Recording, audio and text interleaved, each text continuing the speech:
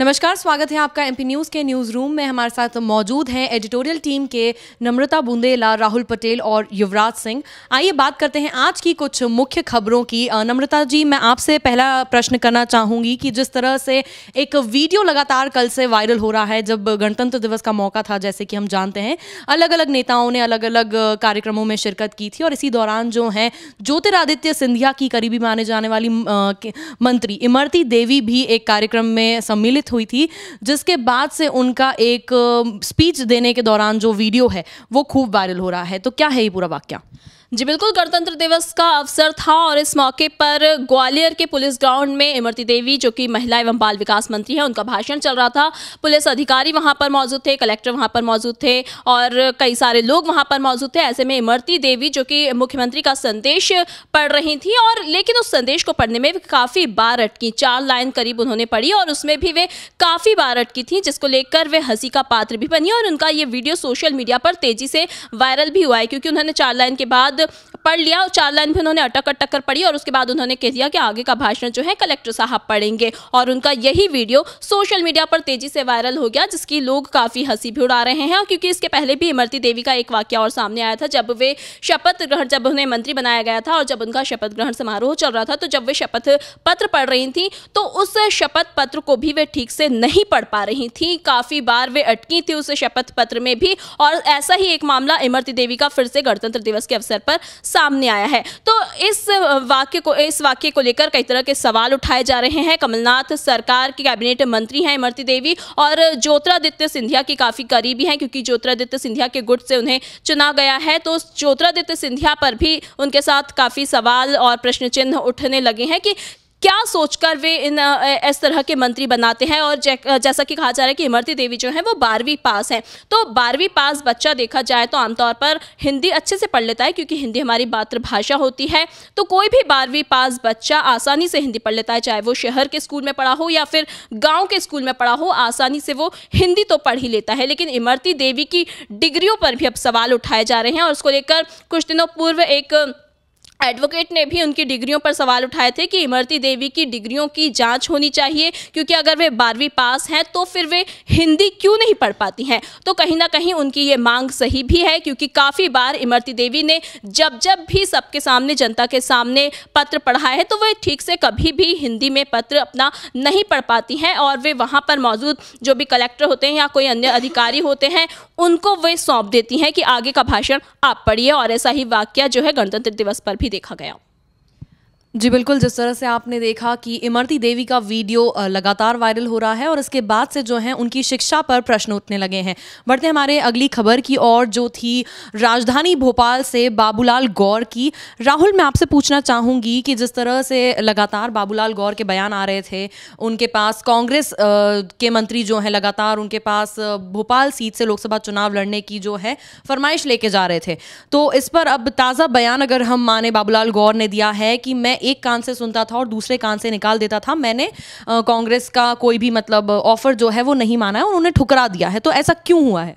जी, निश्चित तौर पर दीक्षा, सही बात कही आपने कि राजधानी भोपाल में पूर्व सीएम बाबूलाल गौर ने जिस प्रकार से बयानों पर पूर्ण विराम लगाते हुए कहा है कि अब जो है वो सांसद की टिकट के लिए जो जद्दोजहद चल रही थी उस पर पूर्ण विराम लगाते हुए कहा है कि अब वो चुनाव नहीं लड़ेंगे। और कहीं ना कहीं अब जिस तरह से सियासी बाजारों में अटकलें चल रही थी कि क्या बाबूलाल गौर कांग्रेस में सम्मिलित होंगे, उस पर पूर्ण विराम लगाते हुए उन्होंने तमाम सारी जो बातें थी उन पर पूर्ण विराम लगा दिया है और कह दिया है कि मैं इस कान से सुनकर इस कान से निकाल देता हूं। कई बार इस तरह की चर्चाएं हो रही थी कि बाबूलाल गौर क्या भोपाल सीट से कांग्रेस के टिकट से सांसद का इलेक्शन लड़ेंगे, तो उस पर अब पूरी तरह से उन्होंने पर्दा उठा दिया और कह दिया है कि अभी के लिए मैं इस तरह की कोई भी मेरे दिमाग में इस तरह की कोई बात नहीं है। भारतीय जनता पार्टी मेरा परिवार है और मैं परिवार के साथ में रहूंगा। मजदूर से लेकर मुख्यमंत्री का जो सफर है वो भारतीय जनता पार्टी के साथ तय किया है। तो ऐसे में जो सियासी बाजार में लगातार चर्चा चल रही थी, पिछले दिनों जीतू पटवारी भी जो है उनके घर पहुंचे थे, इसके पहले दिग्विजय सिंह भी उनके घर पहुंचे थे और उन्हें भाजपा की सीट से चुनाव लड़ने की बात कही थी। तो अब ऐसी सारे प्रश्नों पर कहीं ना कहीं पूर्ण विराम लग गया है। जी बिल्कुल, जिस तरह से पहले बाबूलाल गौर ने एक बयान दिया था कि मैं अभी विचार विमर्श कर रहा हूँ, मंथन कर रहा हूँ कांग्रेस के ऑफर पर इन सारे जितनी भी खबरें थी, जितने भी बयान थे, उन पे उन्होंने अल्प विराम लगा दिया है और अभी ताज़ा बयान की माने तो उन्होंने इस कांग्रेस के प्रस्ताव को ठुकरा दिया है। बढ़ते हमारी अगली खबर की ओर। जिस तरह से हम जानते हैं कि लगातार बीजेपी नेताओं की प्रदेश में हत्या हो रही है और इसे लेकर जो है शिवराज सिंह चौहान ने, जो कि मध्य प्रदेश के पूर्व मुख्यमंत्री रह चुके हैं, उन्होंने करंट जो सीएम हैं कमलनाथ, उन्हें चेतावनी दे दी है। तो जानते हैं युवराज से कि क्या है ये पूरा वाकया। जी हाँ दीक्षा, मैं आपको बताना चाहता हूँ कि शिवराज सिंह चौहान ने वल्लभ भवन के सामने साफ तौर पर चेतावनी दे दी है सीएम कमलनाथ को। जी हाँ, साफ तौर पर उन्होंने कहा है कि यदि उनकी योजनाओं को बंद किया जाता है तो वो निश्चित तौर पर सरकार को बंद करा देंगे। साफ तौर पर शिवराज सिंह चौहान ने ये कहा है कि यदि उनकी संबल योजना पर किसी प्रकार से कोई ग्रहण लगता है तो वे निश्चित तौर पर एक बड़ा आंदोलन करेंगे। सबसे पहले मैं आपको बताना चाहता हूँ कि संबल योजना के तहत कोई भी गरीबी परिवार से, गरीबी रेखा से नीचे जो भी परिवार रहता है, उसका जो बिजली का बिल है वो 200 रुपये महीना फिक्स कर दिया गया है। और यदि इस योजना को बंद कर दिया जाता है तो शिवराज सिंह चौहान आक्रोशित होंगे और निश्चित तौर पर कहीं ना कहीं एक तरीके से सरकार के लिए एक बड़ी परेशानी खड़ी कर देंगे। वहीं उन्होंने एक और योजना का हवाला दिया है शिवराज सिंह चौहान ने। उन्होंने कहा है कि 2022 तक हर एक गरीब परिवार के मकान जो है वो पक्के बन जाने चाहिए। उन्होंने कहा है कि वे सरकार में नहीं है, फिर भी उसके बावजूद भी वो पूरे तरीके से गौर फरमा रहे हैं, जिसके बाद से ही कहीं ना कहीं कमलनाथ सरकार के लिए एक परेशानी खड़ी करने वाली चीज़ हो गई है। सबसे पहले मैं आपको बताना चाहता हूं कि शिवराज सिंह चौहान को राष्ट्रीय उपाध्यक्ष बनने के बाद से ही पहली बार उनको इतनी तेज तर्रार वाले आक्रमण मूड में देखा गया है। और कहीं ना कहीं एक तरीके से देखा जाए तो लोकसभा चुनाव की तैयारी भी कर रही हैं शिवराज सिंह चौहान। बड़े ही ग्रास रूट लेवल पे वो डोर टू डोर पॉलिटिक्स में विश्वास रखते हैं और ज़मीनी तौर पर जो मुद्दे हैं वो उठा रहे हैं।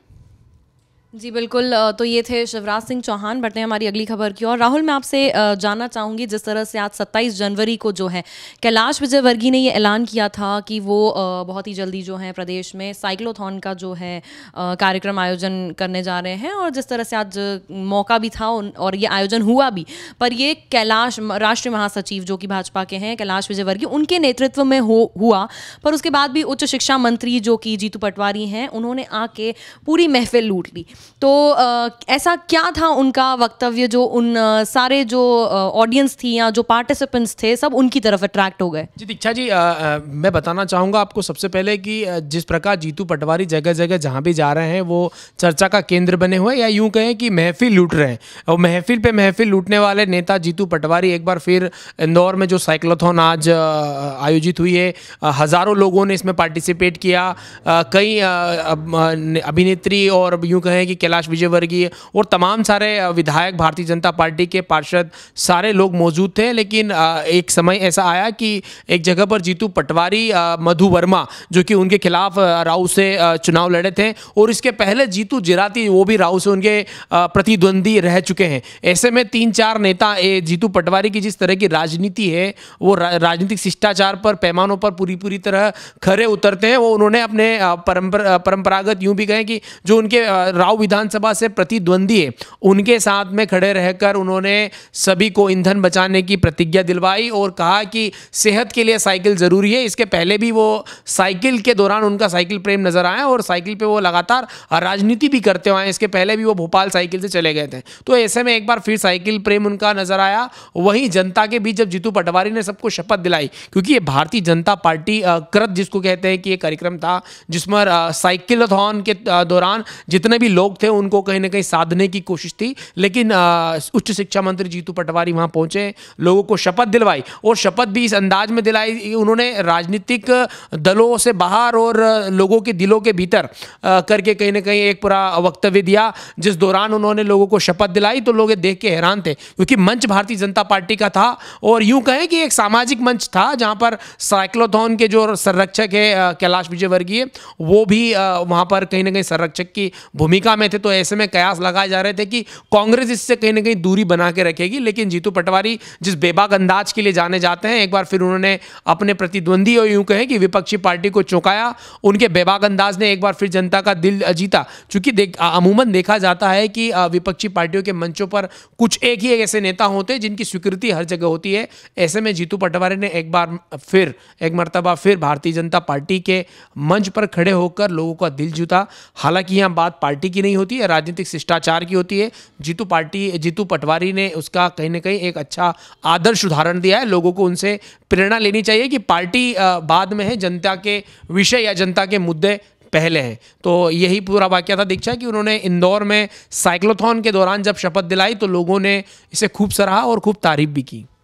जी बिल्कुल, जिस तरह से हम जानते हैं कि जीतू पटवारी जो हैं हमेशा से अपनी फिटनेस के लिए जाने जाते हैं और एक बार फिर से उन्होंने इसी का उदाहरण दे दिया है। तो ये थी अब तक की कुछ मुख्य खबरें। ताज़ा तरीन खबरों के लिए आप जुड़े रहिए MP न्यूज़ के साथ। नमस्कार।